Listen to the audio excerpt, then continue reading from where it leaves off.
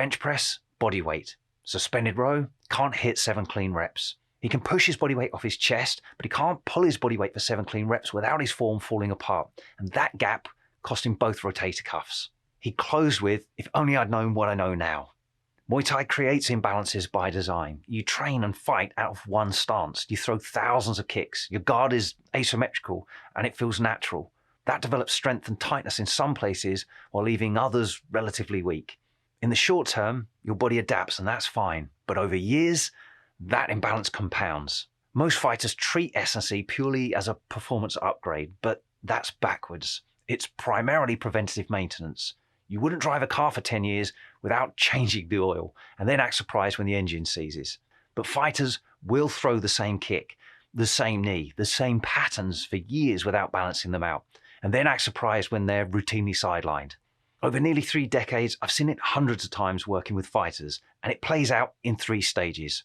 But first understand the goal isn't perfect symmetry. That would actually hurt your fighting. The stance is asymmetrical. The goal is keeping the imbalance inside a safe window. When your body gets too wonky, something goes ping. Stage 1, the reactive fighter. You only think about your body when something hurts. Warm-ups are a mashup of various rehab exercises for old problems. You've been told just rest it more than a few times.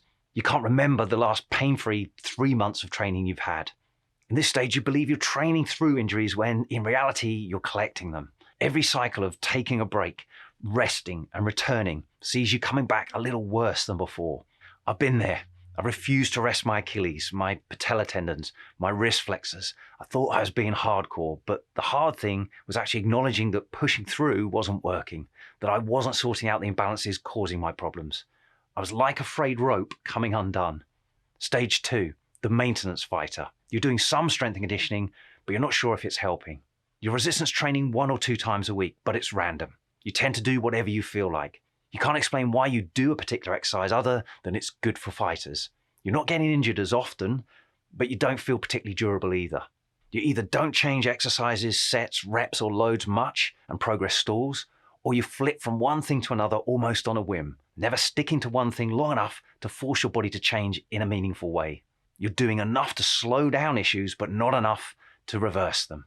It's better than stage 1, but instead of maintaining structural imbalance, this same training time could be used to build balance. Stage 3, the engineered fighter. You train your body with the same intention you have training Muay Thai technique. Your strength and conditioning sessions address any personal imbalances you've found, not just generic fighter exercises. You periodize your training in phases and cycles, targeting different things in a deliberate order. When something feels off, you know which muscle group or movement pattern to check. When injuries do happen, they don't hang around long and they don't keep returning. You feel structurally strong, not just fit. The engineered fighter doesn't do more S&C, they do specific S&C. The reactive fighter does none. The maintenance fighter does random S&C. The engineered fighter is an athletic training sniper, one-shotting training targets in the most effective order. The difference isn't effort, it's accuracy. So those are the 3 stages. Now, being honest, which stage are you actually in? Not which one do you want to be in, which one best describes your last 6 months. Because the fix for stage 1 is different than the fix for stage 2. And most fighters jump straight into stage 3 solutions when they haven't solved stage 1 yet. You can have an advanced Muay Thai training age and still be sitting in stage 1 or stage 2 strength and conditioning. The 2 develop on separate timelines and both have to progress for long-term performance to follow. So here's how we move forward stage by stage. Stage 1, start with 2 resistance training sessions each week. Focus on movement patterns, not muscles. The imbalances Muay Thai creates live primarily in the hips and shoulders, but for complete robustness, you need to hit 8 movement categories. Hip hinges, deadlifts, knee dominant, squats, upper body push and pull, both vertical and horizontal, bench presses, rows, overhead press, chin-ups, core flexion and rotation, ab rollouts, landmine twists. At this stage, it's not about power. It's about mobility, stability, coordination, and robustness. Establishing a pain-free baseline, finding your limiting factors, and crucially, setting the habit of weekly S&C. Stage 2, you're already doing 2 resistance training sessions, but the issue is the quality of those sessions, their target and accuracy. Can you explain why you're doing each exercise and which imbalance it fixes? If not, remove it or replace it. Add periodization. Switch emphasis every 4 to 8 weeks to move through full cycles. Foundation first, mobility, stability, coordination, then strength, then power, then peak, maximum speed and relentless endurance. The goal is to move from I do S&C to I do S&C that addresses my specific weaknesses as well as boosting my strengths.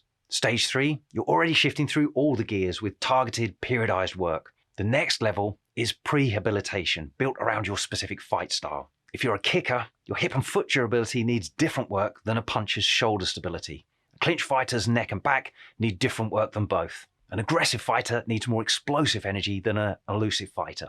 The goal is a body condition to your fight game, not a generic fighter template. And yet most fighters never really leave stage 1 because it fits the traditional Thai model, a model that filters for the genetically most robust rather than the most talented. Many are stuck in stage 1 because no one told them the pain that keeps coming back isn't fixed by doing more of the same. It's fixed by spotting imbalances, targeting gaps, and supplementing your training with work that stops Muay Thai from breaking you. I've put together a free Muay Thai performance scorecard to find those gaps and point you at the fixes. Link in the description. And if you want to know how I structure fighters' resistance training to cover everything you need in just 2 total body sessions a week, watch this video next.